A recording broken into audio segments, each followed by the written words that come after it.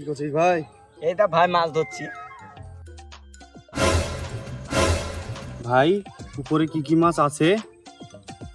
মাছ পুকুরে সব মাছ আছে, শিলঘা কাপ, গ্লাস কাপ, বাটি কাপ, হল কাপ, গোহাল পোয়াল সব আছে।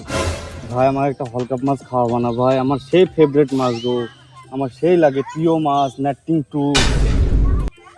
বাচ্চা আমি মাছ খাইতে পারছি না, হালকা বলে মাছ খাও। ভাই তোমার কি কি তরকারি খেতে ভালো লাগে মাছের?